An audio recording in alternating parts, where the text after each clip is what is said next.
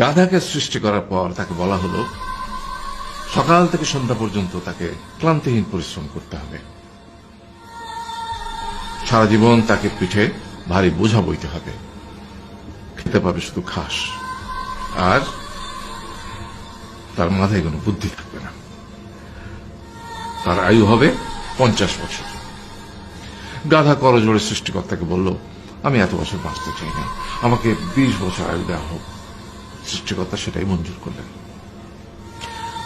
কুকুরকে যখন সৃষ্টি করা হলো তখন তাকে বলা হলো যে সে হবে মানুষের সবচেয়ে বড় বন্ধু, কিন্তু সে খাবে মানুষের উচ্ছিষ্ট, এবং তার আয়ু হবে 30 বছর। কুকুর সৃষ্টিকর্তাকে বলল, আমি এত বছর বাঁচতে চাই না, আমাকে 15 বছর আয়ু দেওয়া হোক। সেটাই মঞ্জুর করা হলো। এরপর বানরকে বলা হলো, তুমি শুধু গাছের এ ডাল থেকে ও ডালে ঝুল খাবে এবং নানান রকম ফন্দি ফিকির করে মানুষকে আনন্দ দিবে, তোমার আয়ু হবে 20 বছর। বানর বলল, আমি 20 বছর বাঁচতে চাই না, আমাকে 10 বছর দেওয়া হোক। সেটাই মঞ্জুর করা হলো। এবার এলো পুরুষ মানুষের পালা। তাকে বলা হলো যে তুমি হলে প্রাণীকুলের মধ্যে সবচেয়ে বিচক্ষণ এবং বুদ্ধিমান, সেই জন্য তোমাকে প্রাণীদের শিরোমণি করা হলো এবং তোমার আয়ু হবে 20 বছর।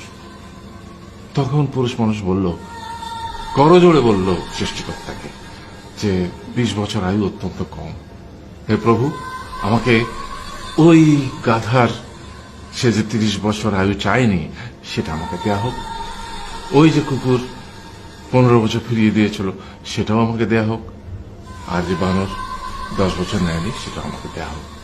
20 বছর অত্যন্ত কম, আমি দীর্ঘদিন বাঁচতে চাই। সৃষ্টিকর্তা সেটাও মঞ্জুর করলেন। তারপর কি হলো?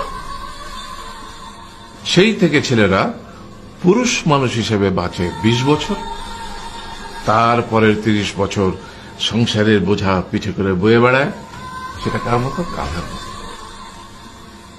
তারপরের 15 বছর সে তার ছেলে মেয়েরা যা দেয় সেই রকম ঠিক কুকুরের মতো উচ্ছিষ্ট খেয়ে বাঁচে।